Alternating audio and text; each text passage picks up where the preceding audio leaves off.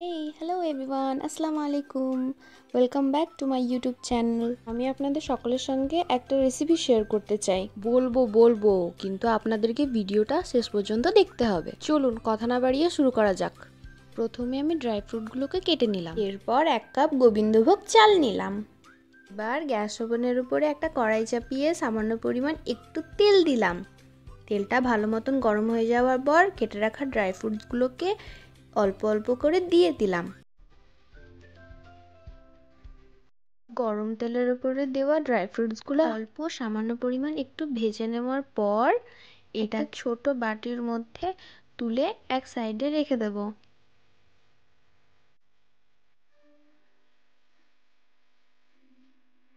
এবার কড়াইয়ে 500 জল দিয়ে যেই চালটা আমি ধুয়ে রেখেছিলাম সেই চালটা আমি জলের মধ্যে দিয়ে দেব। যেটুকু বাটির মধ্যে লেগেছিল সেইটুকু আমি ধুয়ে ভালো মতন জলের মধ্যে চালগুলি দিয়ে দিলাম। এরপরে কাপের মধ্যে অল্প রিফাইন তেল নিয়ে সেটা অল্প মতন দিয়ে দেব। রিফাইন তেল দেওয়া হয়ে গেলে একটা চামচের মধ্যে ফ্রুট কালার নিলাম। ফ্রুট কালারটা ভালো মতন জলের মধ্যে মিক্স করে নেব।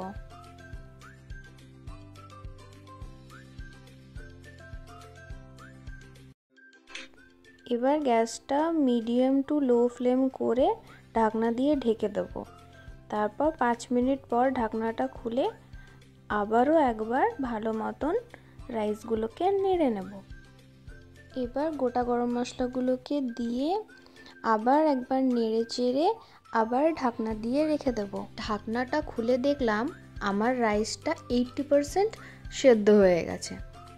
এবার আমি এটাকে একটা ঝুড়ির মধ্যে ভালো মতন ছেঁকে নেব। এবার কড়াইয়ের মধ্যে সামান্য পরিমাণ জল দিয়ে দিতে হবে। জল দিয়ে দেওয়ার পরে চিনিগুলো দিয়ে দিতে হবে। চিনি দিয়ে দেওয়ার পর 2 চামচ রিফাইন তেল দিয়ে দেব।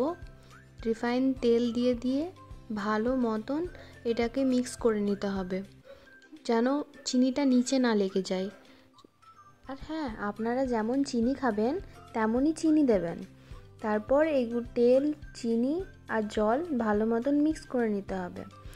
লো ফ্লেমে, গ্যাসটা অবশ্যই লো ফ্লেমেই রাখতে হবে। তারপর যে ছেঁকে রাখা চালগুলো আমি রেখেছিলাম সেই চালগুলো সব আমি দিয়ে দেবো ভালো মতন। কিছুটা ঝুড়ির মধ্যে লেগেছিল সেগুলোকেও ভালো মতন আমি নিয়ে নিয়েছি। আপনারা অবশ্যই খেয়াল রাখবেন গ্যাসটা যেন মিডিয়াম ফ্লেমেই থাকে।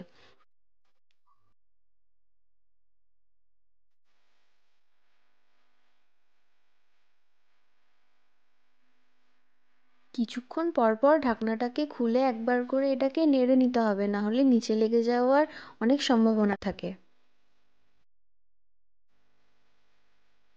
চলুন, হয়ে গেছে আমার জর্দা পোলাও।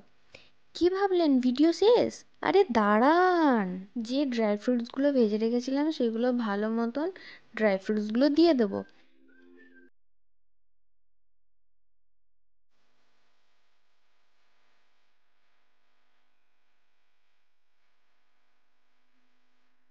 এবার গ্যাসের ফ্লেমটা লো মিডিয়াম করে সব কিছু ভালো মতন মিক্স করে নেব। চলুন, রেডি আমার জর্দা পোলাও। আমার এই দেওয়া রেসিপিটা বাড়িতে অবশ্যই তৈরি করবেন। আমার ভিডিওটা যদি আপনাদের ভালো লেগে থাকে তাহলে লাইক, কমেন্ট অ্যান্ড সাবস্ক্রাইব করে দেবেন। ওকে, বাই।